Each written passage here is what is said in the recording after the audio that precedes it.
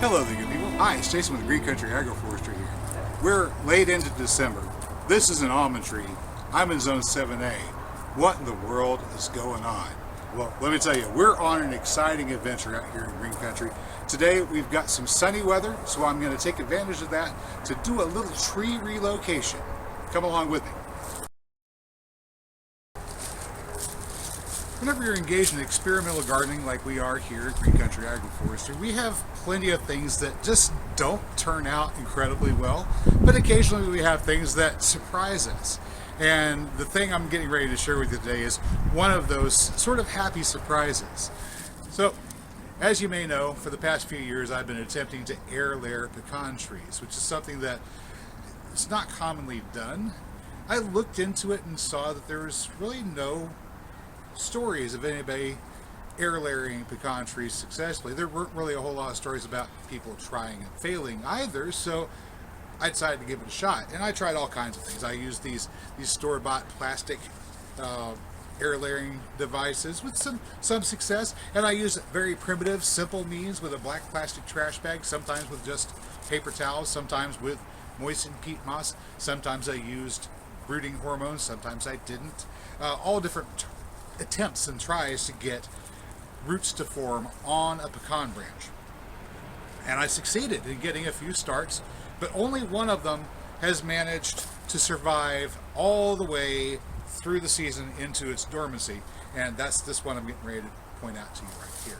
All right, so these particular things, they worked okay, but when it came down to it, this particular pecan tree right here, it's completely surrounded by cats. Pardon me, guys. Hey, I did with the black plastic trash bag and peat moss, and that seems to work just fine. It's incredibly inexpensive. It isn't reusable like the pod is, and I'm thinking probably this next year I'm going to try recycling plastic bottles and using those for air layering and seeing how that works, because that way I'm not paying for a piece of plastic, and I'm not using something that I'm gonna tear up and dispose. All right, now we need to get this pecan tree, which has now finally entered its dormancy, lost all of its leaves, still a little green there, but sap's gone down into the roots. We're gonna take this one and get them picked up from here and moved over to a new location, because this spot right here is where our future box wall is going to be. We're going to have a box wall that extends from right there where that line is, where you see these radishes growing right there, all the way over to right about where my feet are, and we'll have a box wall that's as wide as this bed is currently. But that means that all the trees that are currently here are going to have to be relocated. So we've got a mimosa here that we're going to have to relocate. We've got some hazelnuts. This one's a red bud, and of course we've got that little bush pecan tree. And it's very interesting, this pecan tree, because it was grown from the tip of another pecan branch. It doesn't have the taproot that would develop if it had sprung from a seed. It is a genetic clone of that existing Wichita cultivar pecan tree, which makes delicious nuts. But this one has no central taproot, and as it's from a branch tip, it's already going to have a tendency to want to grow in a bushy habit. So we're going to encourage that bushy habit, and hopefully it will grow no more than about arm picking height. Well, we can train it to that point. Hopefully it'll be easy to train to that point. And then we will have a pecan tree that produces an abundance of nuts that are delicious to eat, that never are any further than hand picking height. That's the hope. Okay, so this is a bare root transplant air layered pecan tree, and have a look at what we got here. How does that look to you guys? So we don't have your typical central taproot that you'd see if you had a tree that was grown from a nut. There's no central tap. This is it. So we're going to get a tree that wants to send a lot of surface roots out close to the surface, so you can tell they're good, they're healthy, they get in there really good. It's going to hold it down well. And hopefully we can keep it with the bush habit and make that dream of an easy pick bush pecan a reality.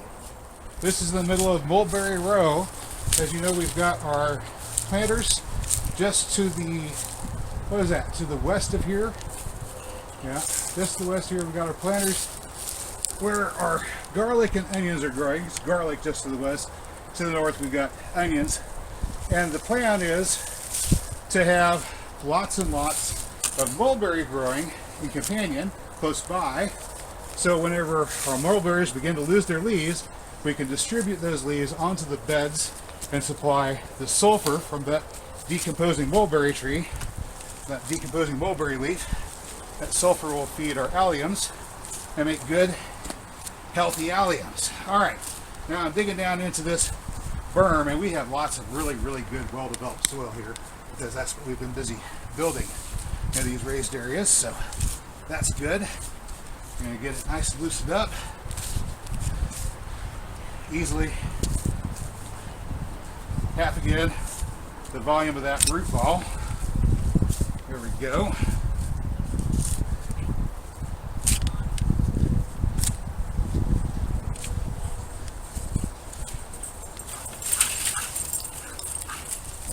This direction is east, so this will be facing the rising sun in the morning. And soil is nice and moist and good, soft, crumbly in texture. I think we can just go ahead and work that soil right on in as it is. Usually I flood my planting hole with water and create a mud, a slurry, and I suspend the roots in the slurry. That one wants to bend. I need to go ahead and widen the hole out, accommodate that. It's either that or trim the root. There we go.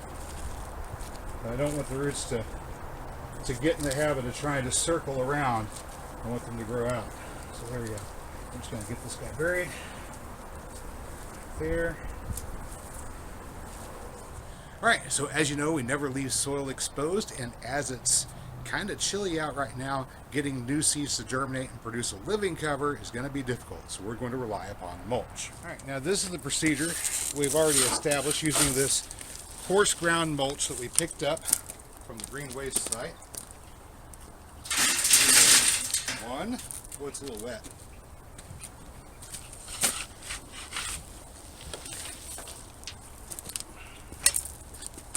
Two.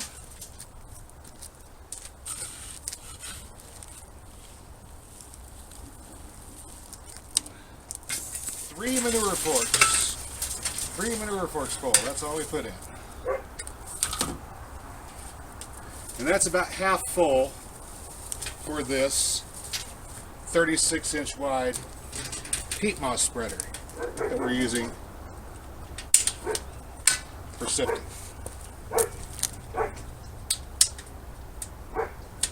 And now, whenever I push back and forth and back and forth, there's sifting wood chips. The fine stuff falls down in between the blocks. The coarse stuff stays in the hopper.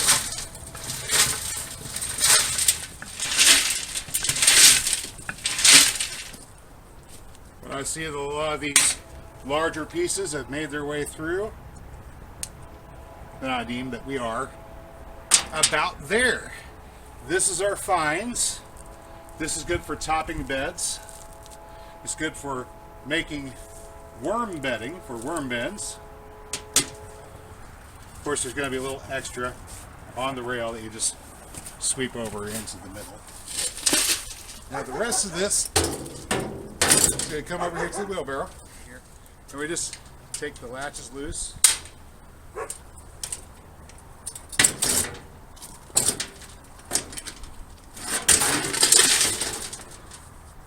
And I said this before, 36 inches for a 6-foot tall guy. This can be a bit unmanageable if it's more than half full. So if you're smaller than me, maybe go for a 2-foot wide variety and just, once again, fill it up about half full. That is a little bit too much. All right.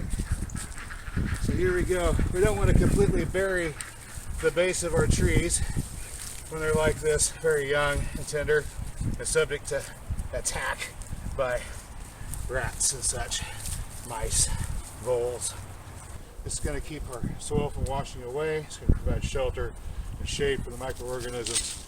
And then when the weather warms up, we'll revisit this area with some seed and plant some more things in here. Oh, I'm dropping about half of them. All right, we're going to have a lot more stuff to do with these pecans here the next couple of days as we go about getting our seedlings started. But that's all I've got for you today, good people. I'm chilly and I need to go inside. I hope you found today's video informative or entertaining, maybe a little of both, and if you did, well, you know what to do. I'll catch you next time. Until then, get out there and get growing. Nuts.